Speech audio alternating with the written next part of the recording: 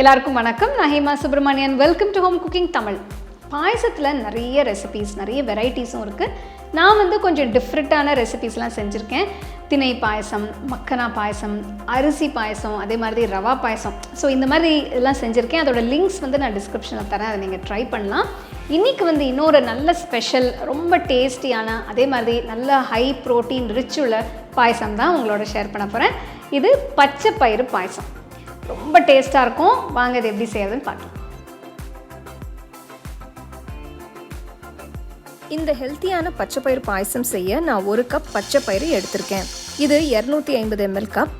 இந்த முழு பச்சை பயிறு ஒரு பேனில் போட்டு ஒரு 5 நிமிஷம் நல்லா வறுத்துக்கலாம்.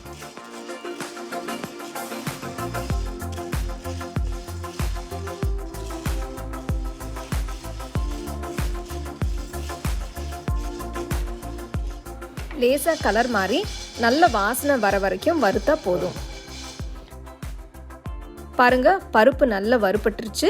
ஸ்டோவை ஆஃப் பண்ணி தனியாக எடுத்து வச்சிடலாம். அடுத்து வறுத்த பச்சை பயிரை குக்கரில் போட்டு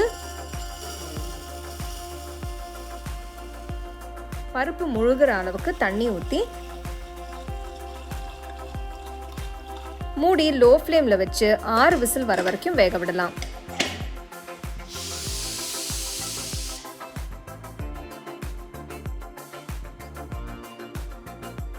பாருங்க எப்படி குழைவா வெந்திருக்குன்னு. இப்படி வெந்தாதான் பாயசத்துக்கு நல்லா இருக்கும். அடுத்து ஸ்டோவ்ல ஒரு பேனை வச்சு முந்திரி திராட்சை வறுத்துக்கலாம்.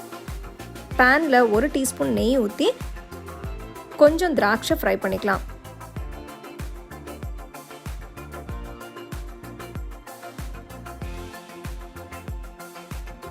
திராட்சை பொரிச்சு வந்ததும் தனியாக எடுத்து வச்சிடலாம். அதே பேனில் இன்னொரு டீஸ்பூன் நெய் ஊற்றி முந்திரியை ஃப்ரை பண்ணி தனியாக எடுத்து வச்சுருங்க.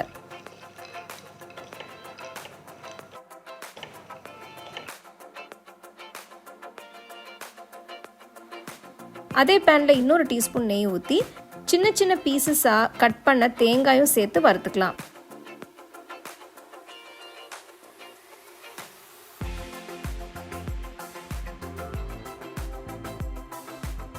தேங்காய் நல்ல பொன்னிறமாக வந்ததும் ஸ்டோவ்லேருந்து எடுத்துருங்க. ஒரு சாஸ்பேனில் 1/2 கப் தண்ணி ஊற்றி 1/2 கப் பொடிச்ச வெல்லம் சேர்த்து இது 250 ml கப். நல்லா கரைஞ்சி கொதிச்சதும் இறக்கி தனியாக வச்சிடலாம்.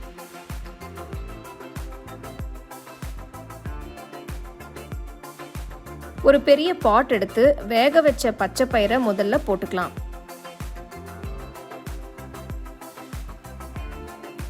அடுத்து வெல்லப்பாக வடிகட்டி சேர்த்துக்கலாம். நல்லா கலந்து விடுங்க. பயிரை நல்லா வறுத்து வேக வச்சதுனால பாயசம் நல்ல கோல்டன் ப்ரௌன்ல ரிச்சா நல்ல கலரா இருக்கு.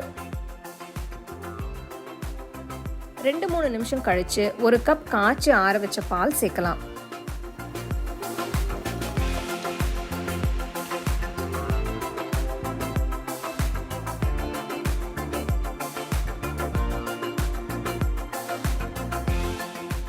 லோ ஃப்ளேமில் ஒரு 5 நிமிஷம் வேகட்டும். இப்போ 1 டீஸ்பூன் ஏலக்காய் தூள், வறுத்து எடுத்து வச்சிருக்கிற முந்திரி, தேங்காய், திராட்சை எல்லாத்தையும் ஆட் பண்ணலாம்.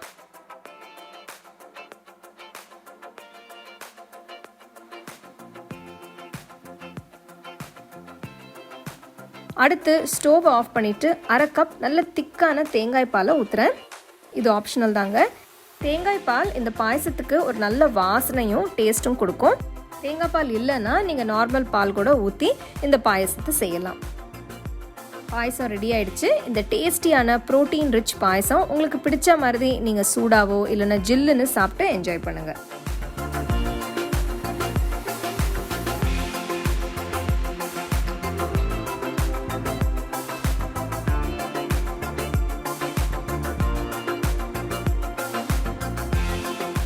ஸோ ஏதாவது ஸ்வீட்டாக சாப்பிடணும், அதே மாதிரி கொஞ்சம் ஹெல்த்தியாக இருக்கணும்னு நினச்சிங்கன்னா இந்த பாயசம் ட்ரை பண்ணுங்கள்.